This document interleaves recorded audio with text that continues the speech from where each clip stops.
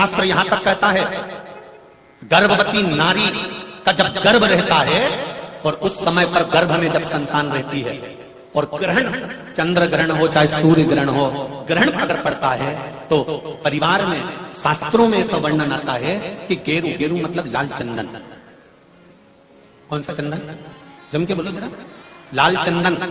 ये गेरू तो बाद में आप लोगों ने उधर पे लगाना चालू करा, पर नियम यह है कि गर्भ में अगर बच्चा रहता है तो ग्रहण पड़ता है, चंद्र ग्रहण पड़े, सूर्य ग्रहण पड़े, तो जो नारी का गर्भ रहता है, भले वो 3 महीने का हो, 2 महीने का हो, 1 महीने का हो, 8 महीने का हो, 9 महीने का हो, 10 महीने का, नारी का अगर गर्भ है तो बुजुर्ग लोग भी करते हैं। उनको ये भले नहीं मालूम होगा कि क्यों गेरू लगाते, गेरू नहीं, लाल चंदन की 3 रेखा नारी को अपने पेट पर खींच लेना चाहिए। क्या होता है? तो कहा बच्चा विपरीत पैदा नहीं होता, बच्चा स्वतंत्र स्वस्थ अच्छा पैदा होता है, सुखी पैदा। आप में से कितनी माताएं जो जानती हैं इस बात को? हाथ उठाओ जरा। जानती हैं सर कि जब गर्भ में बच्चा रहता है तो माताएं कह देती, सास कहती थी बेटा थोड़ा गेरू लगा लेना, पेट में थोड़ा सा गेरू लगा ले, थोड़ी सी मिट्टी लगा ले, थोड़ा सा कुछ पेट पर लगा ले, क्योंकि ग्रहण पड़ रहा है। क्यों?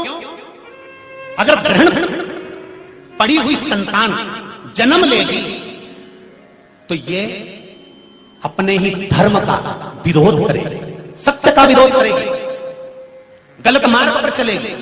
और अगर शरीर पर एक त्रिपुंड लगा दिया गया, पेट पर ग्रहण के समय पर गेरू लगा दिया गया, लाल चंदन लगा दिया गया, तो जो बच्चा जन्म लेगा वो माता पिता के विरोध में कभी नहीं खड़ा हो सकता, धर्म के विरोध में कभी नहीं खड़ा हो सकता, सत्य सनातन धर्म के विरोध में कभी खड़ा नहीं हो सकता, हिंदू धर्म के विरोध में कभी खड़ा नहीं हो सकता, हमारे पक्ष में हमेशा बना रहेगा।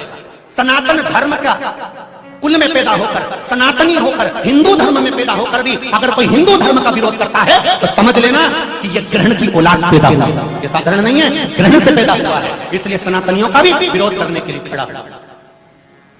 और आप सबसे निवेदन है, जब ग्रहण पड़े गर्भ पर, भले गेरू की 3 लाइन खींच लो, चाहे लाल चंदन की 3 लाइन खींच लो, पर अपने गर्भ पर गेरू लगाना जरूरी होता है, क्योंकि बच्चा अपने माता पिता की भी नहीं सुनता अगर ग्रहण का भाव उस बच्चे पर पड़ गया। अगर माता पिता को अपनी सेवा करवाना है तो गर्भस्थ बालक को जब ग्रहण पड़े तो शरीर पर थोड़ा सा त्रिपुंड लगा लेना चाहिए। क्यों? क्योंकि बुजुर्ग माँ बाप की जिंदगी खराब नहीं हो। कई बेटे ऐसे होते हैं माता पिता को नहीं गिनते, कई बेटे ऐसे होते हैं माँ बाप को 2 रोटी नहीं देते, वृद्धाश्रम में छोड़ आते हैं। समझ लो कि ये ग्रहण के पैदा हुए। बुजुर्ग माताएं बहुत पहले से कहती आई हैं, शायद यहाँ पे भी जितनी बुजुर्ग माताएं बैठी होंगी वो जानती होंगी। 9 महीने में, नारी के गर्भ में जब 9 महीने बच्चा रहता है तो कोई 1 महीना ऐसा होता है जिस महीने में बुजुर्ग माताएं कहती है कि नदी नाले मत नागो। बोलो सही है कि गलत है? अरे जम के बोलो जी जी सही है। 1 महीना ऐसा होता है, वो 7वां हो कि 6ठा हो कि 8वां हो, जो आपके स्मरण में होगा। कई माताएं कहती हैं और बुजुर्ग माताएं कहती हैं तो बहुओं को लगता है ऐसा कोई होता है, ये तो ढोंग प्रपंच है, ये तो ढकोसला होगा, ये तो ढोंग होगा। पर उसका प्रसंग, कई बहुओं ने माताओं से कहा होगा ऐसा कोई होता है क्या कि मैं मायके नहीं जाऊं और ये वाले महीना, 1 महीना 9 महीने में 1 महीना मेरी माताओं के गर्भ के समय का ऐसा होता है कि जिस महीने में बुजुर्ग माताएं कह देती है कि इस महीने में तुम नदी नाले मत लांगो, अपने घर में रहो, स्वस्थ रहो, ना कहीं जाना ना कहीं आना, डॉक्टर को दिखाने जाना हो तो चले जाओ, मना नहीं, पर नदी नाले लांग कर मत जाना, इधर हो तो चले जाओ। बुजुर्ग माताएं कहती हैं। अब इन बुजुर्ग माताओं को किसने बताया ये कि नदी नाले मत नांगना? वो प्रसंग यीशु महापुराण की तर्पण, जो शिव पुराण की कथा आप सुन रहे हो, वो प्रसंग यहां मिलता है कि स्वधा तप कर रही है और उसके तप करते समय वो अपने बच्चों को जन्म देने वाली है, और उस समय पर यमराज की धर्मपत्नी धुमोरना समझाने के लिए आती है। 1 महीना लगता है धुमोरना को स्वधा को समझाने के लिए। इसलिए हमारे यहाँ पर बुजुर्ग माताएं कहती है कि इस महीने में तो नदी नाले मत नांगना, क्योंकि यम की पत्नी आई है। जब गर्भस्थ बच्चा रहता है, जब गर्भ में संतान रहती है, गर्भ में जब औलाद रहती है, गर्भ में जब संतान रहती है, तो नारी के 9 महीने में से 1 महीना ऐसा निकलता है, बच्चा पूरी तरह से स्वस्थ होगा, धड़कन भी होगी, सब कुछ होगा, तुम भी अच्छे रहोगे। और 9 महीने में 1 महीना कष्ट का तो जाता ही है, ये निश्चित है। क्यों? क्योंकि उस समय पर स्वधा के पास में धुमोरना यमराज की पत्नी आकर बैठी थी, जिस समय पर स्वधा अपने बच्चों को प्रकट कर रही थी, तब उस समय पर धुमोरना आकर विराजमान हो गई, यमराज की पत्नी आकर विराजमान। अब नई नई बहुएं तो इस बात पर विश्वास नहीं करती हैं, पर मुझे आश्चर्य इस बात का होता है कि बुजुर्ग माताएं कितनी विद्वान होगी पुराने समय की, कि उनको शिव महापुराण की ये संवाद धुमोरना का, यमराज की पत्नी का किसने सुना होगा। और ये बुजुर्ग माताओं को भी मालूम, इनकी सास ने और उनकी भी सास ने और उनकी भी सास ने, मतलब सनातन हिंदू धर्म कितना पुराना सनातन धर्म है, जरा विचार करिए कि वो आज तक चले आए।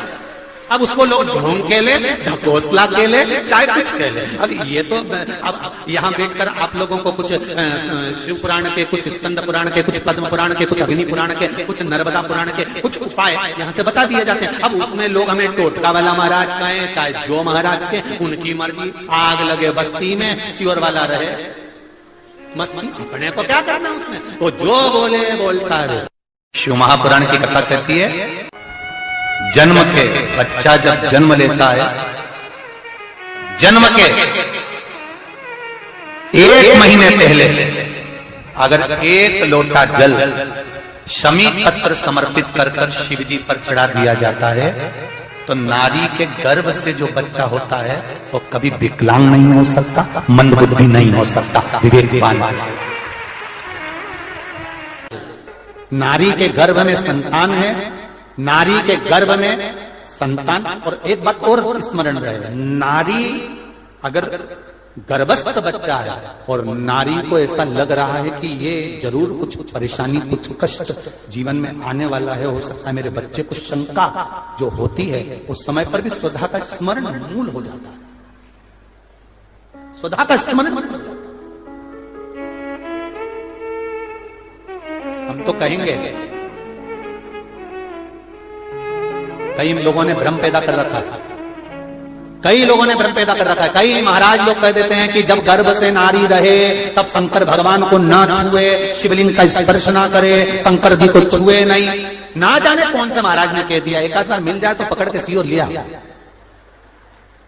जिसने कहा जब शिव महापुराण की कथा कर रही है, अकाल मृत्यु को मरे जो काम करे चंडाल का, और काल उसका क्या बिगाड़े जो भक्त हो महाकाल का। जो शंकर का उपासक होता है, शंकर का स्पर्श करता है, शिवलिंग का मात्र स्मरण, केवल स्मरण, केवल स्पर्श करता है, तो कहा उसके कौटि कौटि पाप छिन्न हो जाता है। तो गर्भस्थ नारी, अरे भाई लिंगायत संप्रदाय का वर्णन हिंगोली से करा था, परली से करा था, कि लिंगायत संप्रदाय में शिवलिंग को मानते हैं।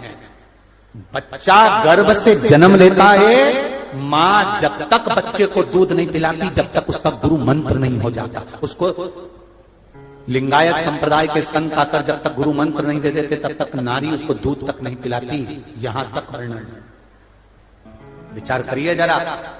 तो फिर कौन ने कह दिया कि शंकर भगवान के शिवलिंग को छूना नहीं चाहिए, गर्भवती नारी को स्पर्श नहीं करना चाहिए? और कौन सी पुराण में लिखा है, कौन से शास्त्र में लिखा है? यहां शास्त्र कह रहा है, शिव महापुराण, स्कंद पुराण, नील पुराण, नर्मदा पुराण, पद्म पुराण वर्णन करती है। आप दिल से, हृदय से, चित्त से शंकर भगवान की आराधना कर सकते हो। हाँ, नारी अगर गर्भस्थ बालक है और उसको चिंता है, बहुत टेंशन है, और उसके साथ शिव की आराधना कर रही है, तो बाबा के ऊपर एक बेलपत्र भी अगर वो चढ़ा रही है चावल के दाने के साथ, तो ये निश्चित है कि स्वधा उसके गर्भ की रक्षा करती है और बच्चा समाप्त नहीं हो सकता, ये निश्चित है। स्वधा तप करी, साधना करी, और तप साधना कर कर स्वधा के सम्मुख में 3 बेटियां प्रकट हो गई हैं। वो 3 बेटी है महाराज, 3 बेटी प्रकट महाराज, मैना, धन्या और कला, ये 3 बेटियों का प्रागट्य सम्मुख में हो गया। अब देखेंगे कल की कथा में कि मैना, धन्या, कला, इन तीनों के नाम से जिसको स्वप्न में सांप दिखते हो, मरे हुए व्यक्ति नजर आते हो, या घर में बार बार घात आ रही होती है, तो पितरों की 3 लड़कियां, मैना, धन्या और कला, इन तीनों के नाम से पीपल के पत्ते की बंदरवाल कैसे बांधी जाती है, जिससे घर में सांप भी नहीं निकलते,